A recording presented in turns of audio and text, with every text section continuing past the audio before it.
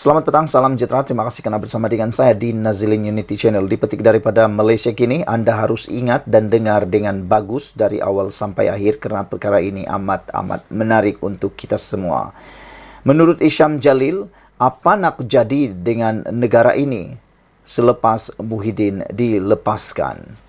Ahli Majlis Kerja Tertinggi KT UMNO Isham Jalil mahu Peguam Negara memfailkan rayuan berhubung pelepasan dan pembebasan Muhyiddin Yassin berhubung 4 pertuduhan salah guna kuasa RM232.5 juta bagi parti itu yang dikaitkan dengan program Jana Wibawa hari ini. Hakim Mahkamah Tinggi Kuala Lumpur Muhammad Jamil Hussein berkata, 4 pertuduhan terhadap Muhyiddin yang menyatakan suapan bagi sekutunya bersatu tidak mendadahkan suatu kesalahan di bawah Seksyen 23 dalam kurungan 1 Akta SPRM. Menurut Isham Jalil, ia amatlah pelik. Kalau begini, adakah apabila sesiapa jadi Perdana Menteri atau Menteri selepas ini, maka mereka boleh meminta rasuah dari kontraktor atau syarikat berjumlah ratusan juta dari projek kerajaan, di mana sumber dana adalah wang rakyat dan hasil cukai, asalkan mereka masukkan ke akaun parti politik mereka. Itu persoalan Isham Jalil. Kata beliau lagi, saya menggesa supaya Peguam Negara memfailkan rayuan pendakwaan ke atas kes ini di Mahkamah Rayuan. Sebab, jika kes ini menjadi keputusan dan duluan undang-undang, maka lebih teruklah rasuah berleluasa di negara ini, katanya dalam satu hantaran di Facebook hari ini. Hakim Jamil juga memutuskan bahawa pertuduhan ke atas bekas Perdana Menteri itu adalah cacat, tidak berasas dan kabur serta tidak selaras dengan kanun tata cara jenayah. Muhyiddin sebagai Perdana Menteri ketika itu didakwa menggunakan kedudukannya untuk suapan berjumlah RM232.5 juta daripada 3 syarikat, iaitu Bukhari Equity Sdn Berhad, Nepturis Sdn Berhad dan Mamfor Sdn Berhad serta Azman Yusof bagi pihak Parti Bersatu. Dia dituduh melakukan perbuatan itu di Pejabat Perdana Menteri di Putrajaya antara 1 Mac 2020 dan 20 Ogos 2021. Jamil dalam penghakiman ringkasnya berkata, Mahkamah mempunyai kuasa sedia ada untuk mengenepikan atau membatalkan pertuduhan serta menggantung pertuduhan secara kekal. Mahkamah mendapati Muhyiddin dituduh dengan suatu kesalahan yang tidak diperuntukkan mengikut undang-undang. Keempat-empat pertuduhan itu cacat kerana tidak mendedahkan suatu kesalahan di bawah Seksyen 23 dalam kurungan 1 Akta SPRM.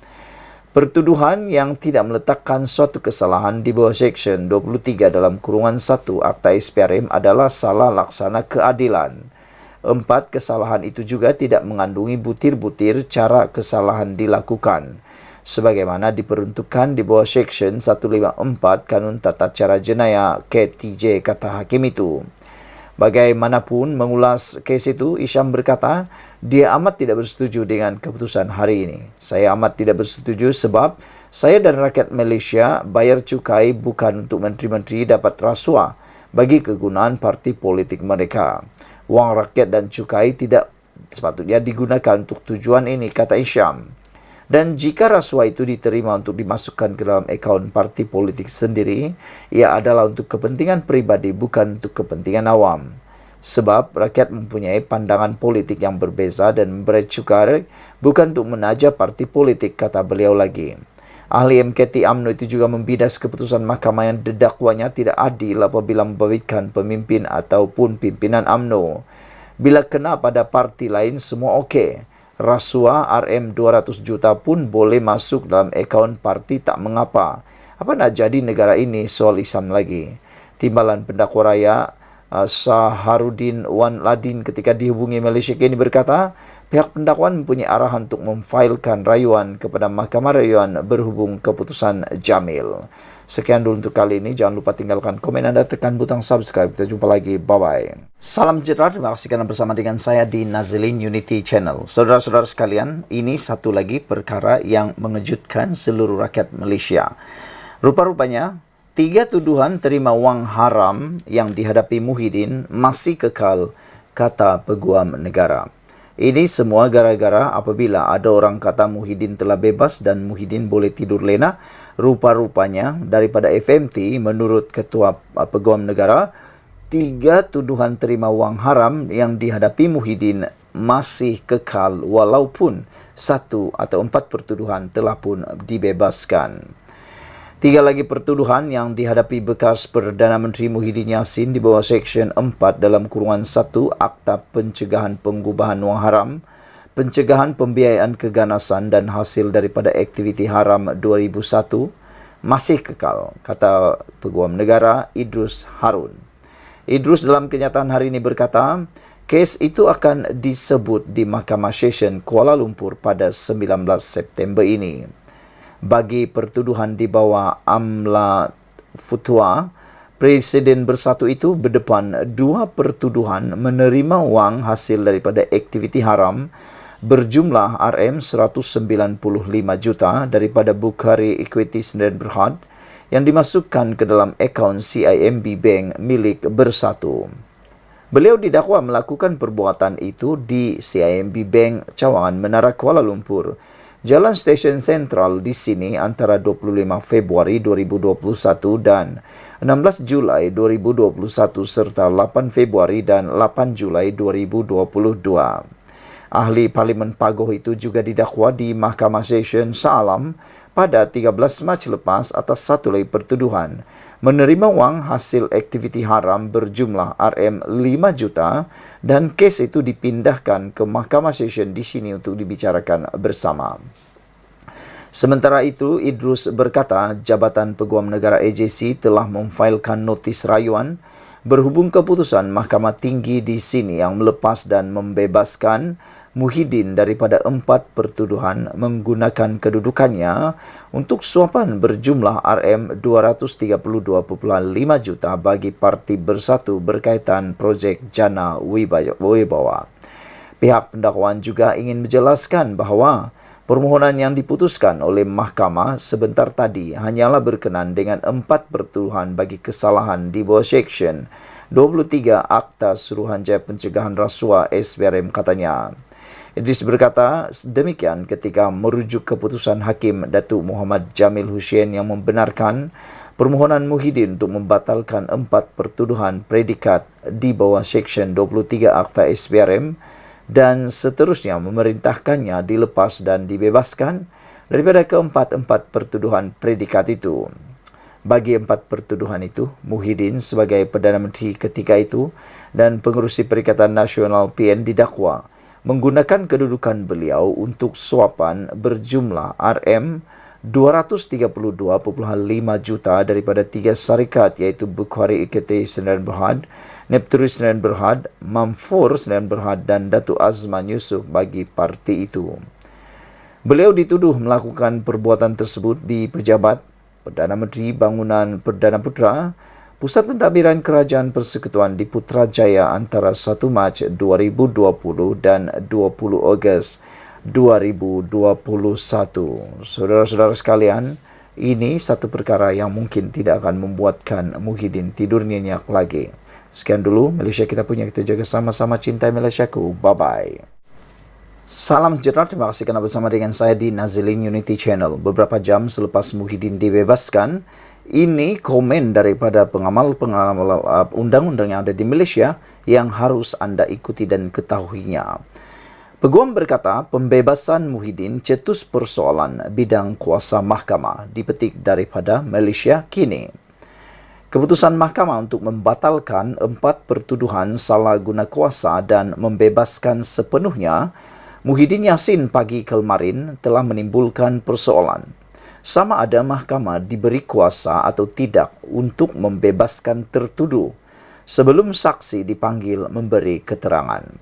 Awal hari ini, Mahkamah Tinggi Kuala Lumpur memutuskan 4 pertuduhan salah guna kuasa terhadap Muhyiddin yang dikaitkan dengan program Jana Wibawa adalah cacat dan tidak selaras dengan Kanun Tata Cara Jenayah CPC. Hakim Muhammad Jamil Hussein berkata, pertuduhan itu tidak mendedahkan buktiran yang mencukupi mengenai kesalahan yang didakwa mengikut Akta SPRM 2009. Beberapa pengamal undang-undang menyifatkan keputusan mahkamah itu pelik, termasuk Peguam Tiara Katrina Fuad.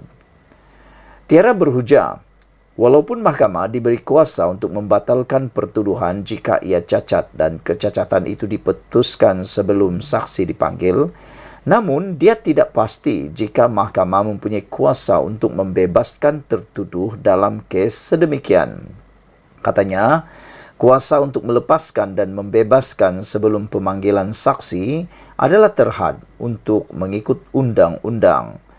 Kepada kes melibatkan Seksyen 254 Kanun Tata Cara Jenayah CPC. Itulah perkaranya. Mahkamah membatalkan pertuduhan dan memerintahkan dia dibebas dan dilepaskan daripada pertuduhan yang telah dibatalkan. Itulah yang saya katakan janggal, katanya kepada Malaysia Kini. Tiara juga berkata, belum ada duluan kes untuk menyatakan bahawa mahkamah boleh memberikan sama ada pelepasan tanpa dibebaskan daripada pertuduhan DNNA atau dilepaskan dan dibebaskan daripada pertuduhan DAA. Saudara-saudara sekalian, ini adalah satu perkara yang memang menarik perhatian kita semua apabila peguam sendiri mengatakan ianya sesuatu perkara yang amat janggal. Untuk itu, dalam kes DNAA, tertuduh masih boleh didakwa atas kesalahan yang sama kemudian.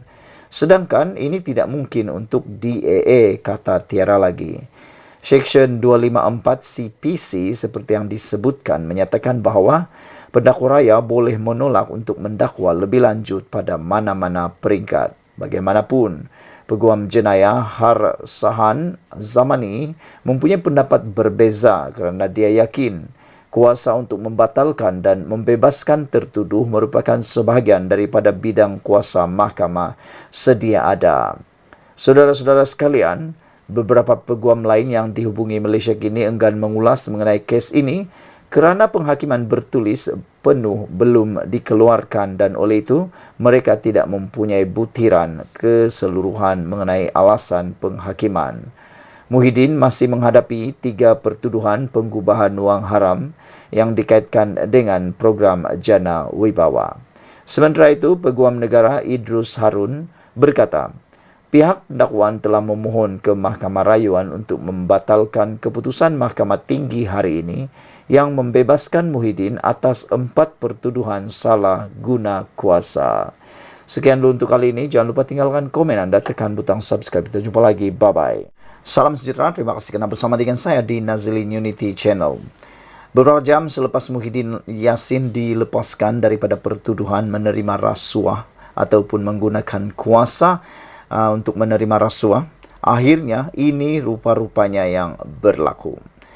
Muhyiddin bebas tuduhan rasuah.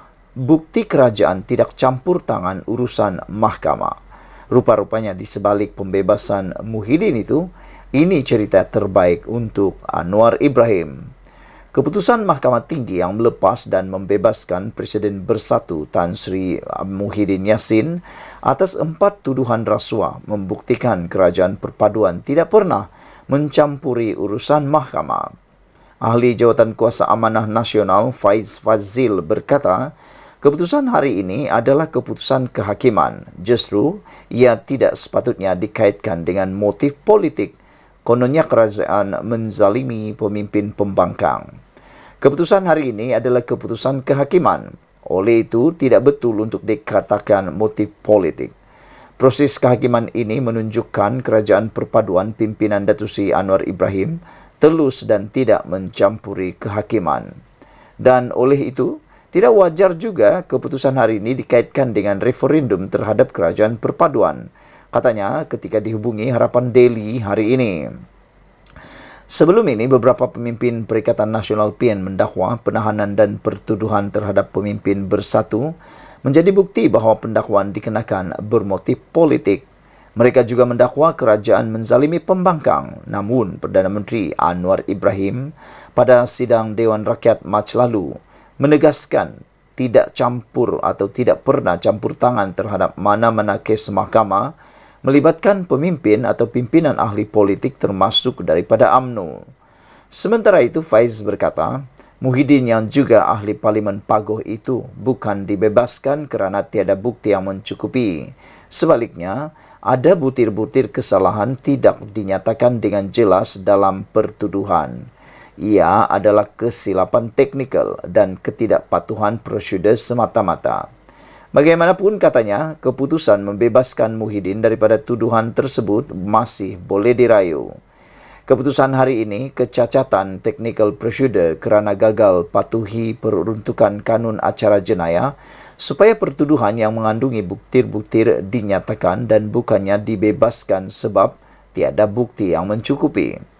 Sungguh pun begitu, keputusan hari ini masih boleh dirayu dan sebaiknya kita serah kepada kehakiman untuk menentukan, ujarnya lagi. Terdahulu, Muhyiddin dilepas atas 4 tuduhan menggunakan kedudukannya untuk meminta rasuah berhubung RM 232.5 juta bagi partinya Bersatu.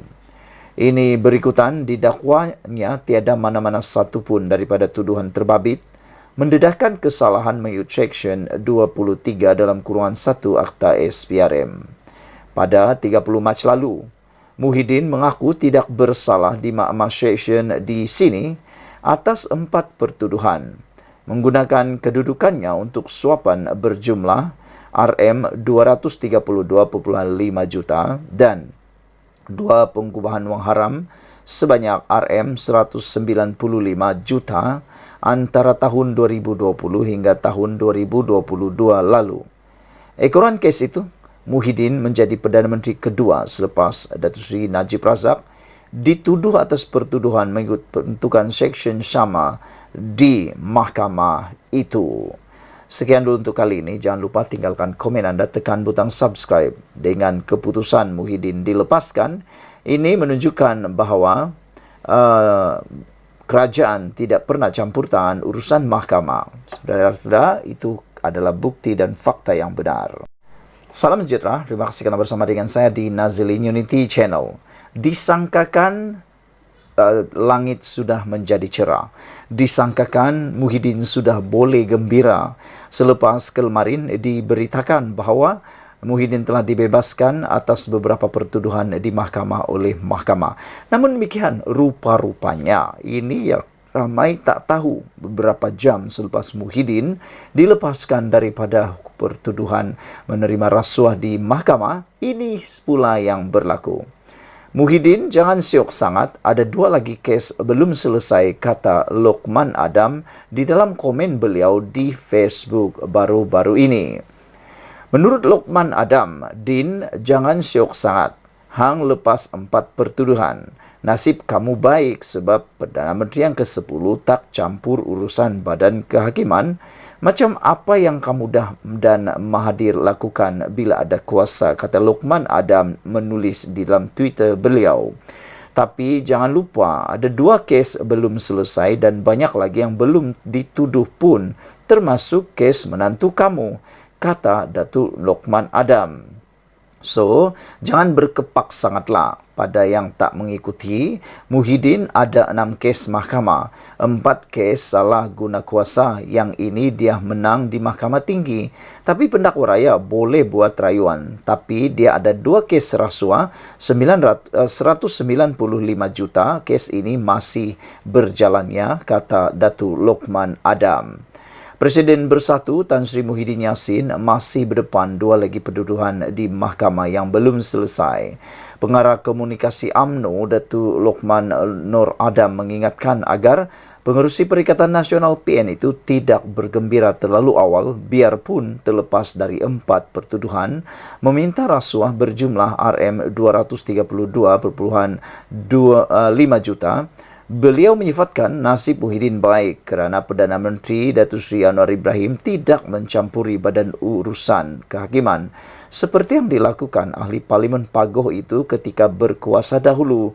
Menurut Lokman Adam, Din jangan syok sangat, hang lepas 4 pertuduhan. Nasib kamu baik sebab Perdana Menteri ke-10 tak campur urusan badan kehakiman macam apa yang kamu dan Mahathir lakukan bila ada kuasa, kata Lokman Adam. Tapi jangan lupa, ada 2 kes belum selesai dan banyak lagi yang belum dituduh termasuk kes menantu kamu. tambah Luqman lagi. So, jangan berkepak sangatlah.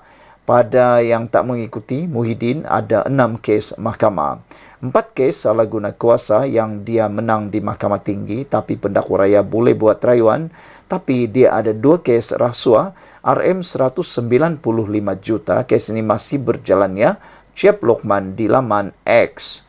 Terdahulu, Mahkamah Tinggi melepas dan membebaskan Muhyiddin atas 4 tuduhan salah guna kuasa dengan menggunakan kedudukannya untuk meminta rasuah berjumlah RM232.5 juta bagi parti itu. Beliau dituduh melakukan perbuatan itu di Pejabat Perdana Menteri Bangunan Perdana Putrajaya di antara 1 Mac 2020 dan 20 Ogos 2021. Muhyiddin mendakwa 4 tuduhan adalah cacat dan tidak sah di sisi undang-undang kerana bercanggah Seksyen 152 Kanun Acara Jenayah.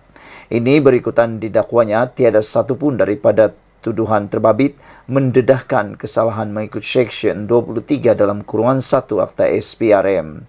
Muhyiddin, 75 tahun ketika menjadi Perdana Menteri ke-8 didakwa menggunakan kedudukan untuk suapan berjumlah RM232.5 juta daripada 3 syarikat iaitu Bukhari Equity Sdn Berhad, Nipturis Sdn Berhad dan Mahfor Sdn Berhad serta Datuk Azman Yusof bagi bersatu.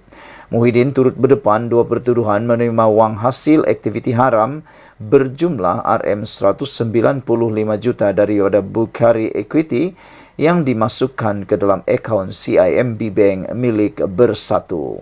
Sekian dulu untuk kali ini. Jangan lupa tinggalkan komen anda, tekan butang subscribe. Kita jumpa lagi. Bye-bye. Salam sejahtera, terima kasih kerana bersama dengan saya di Nazilin Unity Channel. Ini satu lagi pendedahan dan juga berita yang menarik selepas PRN selesai. Disangkakan semuanya sudah berjalan dengan baik, semuanya telah berjalan dengan mulus, semuanya telah pun berjalan seperti yang dirancang. Dan Sanusi sudah angkat sumpah sebagai Menteri Besar Kedah. Akhirnya PDRM menyatakan akan panggil Sanusi berhubung pamer kertas undi. Ini gara-gara tindakan Sanusi yang dilihat telah digambar oleh media seakan-akan mempamerkan kertas undi beliau yang telah dipangka. Di Kuala Lumpur, polis akan memanggil Menteri Besar Kedah Muhammad Sanusi Maknor untuk dirakam keterangan kerana mempamerkan kertas undi pada pilihan raya baru-baru ini. Ketua Polis Negara Tan Sri Razarudin Husin berkata, semua pihak perlu memberi peluang kepada polis untuk menyiasat kes ini. Beliau berkata pihaknya akan memanggil Sanusi untuk dirakam percakapan. Siasatan dijalankan mengikut Akta Kesalahan Pilihan Raya 1954. Polis tidak akan menganiayai sesiapa dan kertas siasatan akan diserahkan kepada pejabat peguam negara, katanya pada sidang media selepas majlis serah terima tugas Pengarah Jabatan Siasatan Jenayah JSJ Bukit Aman di sini hari ini. Razarudin berkata bagi membuat pertuduhan ia bukan diputuskan oleh pihaknya, tetapi polis akan membuat cadangan kepada peguam negara selepas melihat keterangan. Kita juga takkan hendak memadai tambah keterangan dan terpulang kepada pejabat peguam negara untuk tuduh atau tidak, katanya lagi. Terdahulu, media melaporkan Sanusi didakwa menayangkan kertas undi kepada petugas media yang membuat liputan ketika beliau menunaikan tanggungjawab sebagai pengundi di SIK Kedah. Saudara-saudara sekalian, perkara ini memang mengejutkan kita semua. Apabila anda dengan tindakan Sanusi yang telah pun dikatakan didakwa menayangkan kertas undi tersebut, walaupun Sanusi telah menafikan tindakan itu sebagai tindakan yang sengaja, kerana menurut Sanusi beliau sebenarnya tidak berniat untuk menayangkan kertas tersebut tetapi terbuka ketika tergesa-gesa ingin memberikan gambar kepada petugas media. Sanusi berkata beliau diperkenal oleh media kerana media yang mengarahkan beliau untuk mengangkat kertas undi itu untuk digambar, tetapi kerana tergesa-gesa, kata Sanusi, maka kertas tersebut terbuka dengan sendirinya dan tidak ada niat untuk Sanusi untuk menayangkan gambar tersebut ataupun menayangkan kertas undi tersebut. Dan menurut Sanusi lagi, beliau kata ada banyak lagi gambar yang telah diambil, tapi kenapa gambar itu juga yang ditularkan, kata Sanusi lagi. Jadi sekarang ini kita tunggu adakah apa-apa keterangan daripada media yang telah mengambil gambar tersebut. Kita menunggu apa jawapan komen daripada media tersebut. Ikuti terus ulasan selepas ini. Selamat petang, salam sejahtera. Terima kasih kerana bersama dengan saya di Nazlin Unity Channel. Ini satu keputusan pendedahan daripada Ketua Polis Negara yang pastinya akan membuatkan Sanusi pening kepala dan Sanusi mungkin akan menyesali perbuatan beliau baru-baru ini. Pada itu, Ketua Polis Negara mengatakan bahawa perbuatan menunjuk kertas undi di pangkah adalah salah. Ketua Polis Negara Tan Sri Razarudin Hussein menegaskan, tindakan menunjukkan kertas undi yang sudah dipangkah kepada umum adalah satu kesalahan mengikut Akta Kesalahan Pilihan Raya 1954. Razarudin berkata, polis akan menjalankan siasatan sekiranya ada pihak tampil membuat laporan polis terhadap kes terbabit. Setakat jam 6 petang kemarin, belum ada mana-mana pihak tampil membuat laporan berhubung perkara itu. Sekiranya ada laporan, kita akan siasat, kata Ketua Polis Negara pada sidang akbar di Bukit Aman pada Sabtu yang lepas. Pada Sabtu yang lalu, media melaporkan Menteri Besar Kedah sementara pada waktu itu, iaitu Datuk Seri Muhammad Sanusi Maknor, didakwa melanggar Akta Kesalahan Pilihan Raya 1954 apabila secara sengaja menayangkan kertas undi kepada petugas media. Perbuatannya mengundang kritikan pengguna media sosial yang berkongsi gambar Muhammad Sanusi mempamerkan kertas undi berkenan ketika gambarnya direkam petugas media sebelum ia dimasukkan ke dalam kotak undi. Pada sidang akbar sama, Razarudin berkata, pihaknya berpuas hati dengan perjalanan pilihan raya negeri PRN yang berlangsung di 6 negeri tersebut. Kita memang sentiasa bersiap siaga. Saya amat berpuas hati dengan penugasan mereka di lapangan, ujar beliau lagi. Namun demikian, seperti yang kita telah tahu, Sanusi kata perbuatan beliau sebenarnya tidak disengajakan. Beliau bukan menayangkan kertas undi beliau, kata Sanusi, tetapi beliau diminta, Sanusi kata beliau diperkena oleh media. Kerana menurut Sanusi, media mahu Sanusi menunjukkan kertas undi itu, tetapi oleh kerana tergesa-gesa, kata Sanusi, kertas itu terbuka sendiri dan waktu itulah media menggambarnya, kata beliau. Dan selain itu, Sanusi juga kata bahawa dalam banyak-banyak gambar yang diambil oleh media, kenapa gambar itu juga yang ditularkan, kata Sanusi. Tapi terpulanglah pada anda untuk menilai gambar tersebut. Dalam ruangan ini saya sisipkan kepada anda keadaan gambar sebenar itu, yang mana Sanusi sedang memegang kertas undi yang telah berpangkah tersebut. Adakah pada pendapat anda ada bekas telah dilipat ataukah memang ditiup angin atau sebagainya? Anda lihat betul-betul gambar itu? Apa pendapat kamu? Cuba perhatikan betul. Bolehkah ada anginkah atau terbuka secara tidak sengajakah atau sebenarnya apa yang berlaku? Dan Sanusi kata dia diperkena oleh media pula. Kali ini salah angin, salah kelang kabut dan salah media pula. Tak tahulah, saya pun tidak tahu siapa sebenarnya yang salah. Adakah ini akan membuatkan Sanusi akan didakwa pula? Dan ada yang bertanya, kalau betul Sanusi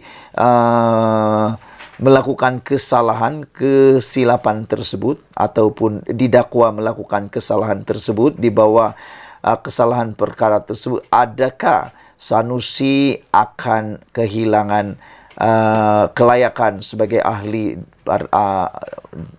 ahli Dewan Undangan Negeri pula? Kerana kalau dia bersalah, akta tersebut menyebut kesalahan itu boleh dipenjara sehingga setahun dan denda sehingga RM3,000 atau kedua-duanya sekali. Kita tunggulah nanti adakah orang yang akan melaporkan dan adakah akan ada siasatan lanjut terhadap Sanusi. Ikuti terus ulasan dalam channel ini. Kita jumpa lagi. Bye-bye.